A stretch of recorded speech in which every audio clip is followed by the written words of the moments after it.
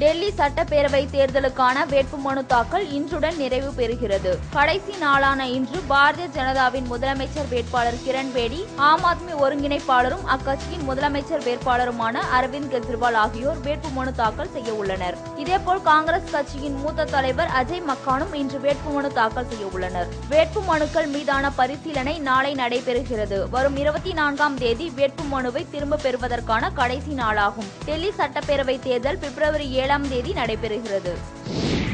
குடும்ப அட்டையில் 1,91,94,781 அட்டைகளில் உள்தாள் ஓட்டும் பணி நிறைவடைந்துள்ளதாக உணவுத்துறை அமைச்சர் தெரிவித்துள்ளார். குடும்ப அட்டைகளில் உள்தாள் ஒட்டும் பணி நிறைவு மற்றும் பொது விநியோக திட்ட செயல்பாடுகள் குறித்த நுகர்வோர் பாதுகாப்பு அலுவலர்களுடனான மாநில அளவிலான கலந்தாய்வு கூட்டம் நடைபெற்றது. இதில் இதுவரை 1,91,94,781 அட்டைகளில் உள்தாள் ஒட்டும் பணி நிறைவடைந்துள்ளதாகவும், உள்தாள் இணைப்பு பெறுவதற்கு காலக்கெடு நிர்ணயிக்கப்படாததால் மீதம் உள்ள குடும்ப அட்டைதாரர்களும் தங்கள் அட்டைகளில் உள்ள உள்தாள் ஒட்டி பெற்றுக்கொள்ள வேண்டும் என்றும் அமைச்சர் காமராஜ் கேட்டுக் கொண்டுள்ளார். மேலும் அனைத்து மாவட்டங்களிலும் மாதத்தின் 2வது சனிக்கிழமை குடும்ப அட்டைகள் குறித்த குறைதீர் முகாம்கள் நடைபெறுவதாகவும், இம்முகாம்கள் மூலம் 3,18,173 மனுதாரர்கள் பயனடைந்துள்ளதாகவும் தெரிவித்தார். இதில் 11,473 மனுக்களில் 11,103 மனுக்கள் மீது அன்றே தீர்வு காணப்பட்டது என்றும், கடந்த ஆண்டு வரை 11,43,642 புதிய குடும்ப அட்டைகள் உரிய மனுதாரர்களுக்கு வழங்கியுள்ளது என்றும் தெரிவித்தார். இந்த கலந்தாய்வு கூட்டத்தில் அரசு உணவுத்துறை முதன்மை செயலாளர் முகமது நசிமுத்தீன், நுகர்வோர் பாதுகாப்புத்துறை இணை அமைச்சர் கோபாலகிருஷ்ணன் உள்ளிட்ட ஏராளமானோர் கலந்து கொண்டனர். இந்திய தொழில் மற்றும் வர்த்தக கூட்டமைப்பு சார்பில் சென்னையில் பள்ளி கல்வி குறித்த ஒருநாள் மாநாடு வரும் ஜனவரி 31ஆம் தேதி நடைபெற உள்ளது.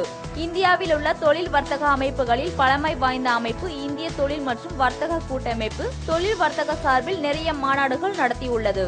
தற்போது தமிழகத்தில் முதன் முறையாக பள்ளி கல்வி குறித்த மாநாட்டை நடத்துகிறது.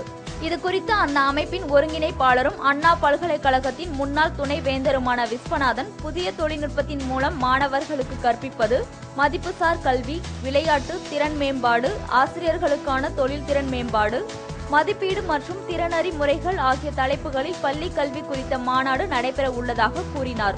கல்வி நிறுவனங்களுக்கும் தொழில் நிறுவனங்களுக்கும் இடையே பாலம் ஏற்படுத்துவதுதான் இம்மாநாட்டின் நோக்கம் என்றும், 11ஆம் வகுப்பிற்கான பாடங்கள் நடத்தாமல் 12ஆம் வகுப்பிற்கான பாடங்கள் நடத்துவது குறித்தும் இதில் விவாதிக்கப்பட உள்ளதாக தெரிவித்தார். மேலும் அதிக கட்டணம் வசூலிக்கும் தனியார் பள்ளிகள் குறித்தும் இதில் விவாதிக்கப்படலாம் என தெரிகிறது. திண்டுக்கல் அருகே 2 கார்கள் நேருக்கு நேர் மோதிக்கொண்ட விபத்தில் வழக்கறிஞர் உட்பட 2 சம்பவ இடத்திலேயே உயிரிழந்தனர். ஈரோடு பவானி பகுதியைச் சேர்ந்த வழக்கறிஞர் கோவிந்தராஜ் என்பவரும் அவரது நண்பர் வில்லியம்ஸ் என்பவரும் மதுரைக்கு காரில் சென்றுள்ளனர். வேடசந்தூர் அருகே உள்ள கல்வார்பட்டி பகுதி தேசிய நெடுஞ்சாலையில் வந்து கொண்டிருந்த போது கோவிந்தராஜின் கார் டயர் வெடித்தது. இதில் நிலை தடுமாறிய கார் சாலையின் தடுப்பை தாண்டி எதிரே கரூர் சாலையில் கார் மீது மோதியது. இதில் வழக்கறிஞர் கோவிந்தராஜ் மற்றும் அவருடன் வந்த வில்லியம்ஸ் ஆகிய 2 சம்பவ இடத்திலேயே உயிரிழந்தனர். மேலும் 5 பேர் படுகாயத்துடன் சிகிச்சைக்காக திண்டுக்கல் மருத்துவமனையில் அனுமதிக்கப்பட்டனர். தகவல் அறிந்து அங்கு வந்த கும்பூர் போலீசார் இறந்தவர்களின் உடலை மீட்டு பிரேத பரிசோதனைக்காக மருத்துவமனைக்கு அனுப்பி வைத்தனர். இச்சம்பவம் குறித்து போலீசார் வழக்கு பதிவு செய்து விசாரணை மேற்கொண்டு வருகின்றனர். காஞ்சிபுரத்தில் 26வது சாலை பாதுகாப்பு வாரத்தை முன்னிட்டு இந்திய மருத்துவ சங்கம் சார்பில் தலைக்கவசம் மற்றும் கார் சீட் பெல்ட் அணிவது குறித்து நடைபெற்ற விழிப்புணர்வு பிரச்சார பேரணியில் ஏராளமானோர் கலந்து கொண்டனர். ஒவ்வொரு வருடமும் சாலை பாதுகாப்பு குறித்து தமிழ்நாடு போக்குவரத்து துறை சார்பில் வாரம் முழுக்க சாலை பாதுகாப்பு குறித்த பல்வேறு நிகழ்ச்சிகள் நடைபெறுவது வழக்கம். அதன் தொடர்ச்சியாக 26வது சாலை பாதுகாப்பு வார விழா கடந்த வாரம் முதல் கொண்டாடப்பட்டு வருகின்றது.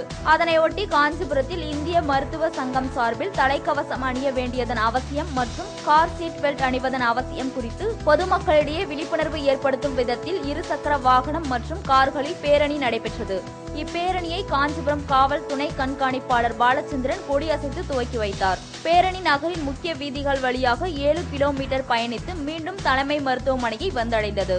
இதுகுறித்து பேசிய இந்திய குழந்தைகள் நல மருத்துவ சங்கம் மாநில தலைவர் மருத்துவர் யோகானந்தன், தற்போது ஏற்படும் சாலை விபத்துகளில் தலைக்கவசம் அணியாமலும் சீட் பெல்ட் அணியாமலும் செல்வதனால் பெருமளவில் உயிரிழப்புகள் ஏற்படுவதாகவும், அதனை தவிர்க்க பொதுமக்களிடையே விழிப்புணர்வு ஏற்படுத்த இப்பேரணி நடத்தப்பட்டது என்றும் தெரிவித்தார். இந்த ஊர்வலத்தை மாவட்ட காவல்துறை கண்காணிப்பாளர் செந்தில்குமார் தொடங்கி வைத்தார். இதில் காவல்துறையினர், ஊர்காவல் படையினர் என ஏராளமானோர் ஹெல்மெட் அணிந்து மோட்டார் சைக்கிளை ஓட்டி பொதுமக்களிடையே விழிப்புணர்வை ஏற்படுத்தினர். நெல்லையில் நடைபெற்ற டெங்கு காய்ச்சல் குறித்த விழிப்புணர்வு முகாமை மாவட்ட ஆட்சியர் துவங்கி வைத்தார். தமிழகம் முழுவதும் பல்வேறு பகுதிகளில் டெங்கு காய்ச்சல் பரவி வருகிறது. இதனை தடுக்க தமிழக அரசு பல்வேறு நடவடிக்கைகளை எடுத்து வருகிறது. அதன்படி நெல்லையில் ஊரக வளர்ச்சி மற்றும் ஊராட்சித்துறை சார்பில் டெங்கு காய்ச்சல் குறித்த ஒரு நாள் விழிப்புணர்வு ஊக்க பயிற்சி நடைபெற்றது. இந்த பயிற்சி வகுப்பை நெல்லை மாவட்ட ஆட்சியர் கருணாகரன் தொடங்கி வைத்தார். நிகழ்ச்சியில் டெங்கு காய்ச்சல் பரவும் விதம், அதனை தடுக்கும் வழிமுறைகள் ஆகியவை குறித்து விளக்கம் அளிக்கப்பட்டது. இதில் மாவட்டத்தில் உள்ள ஏராளமான ஊராட்சி மன்ற தலைவர்கள் கலந்து கொண்டனர்.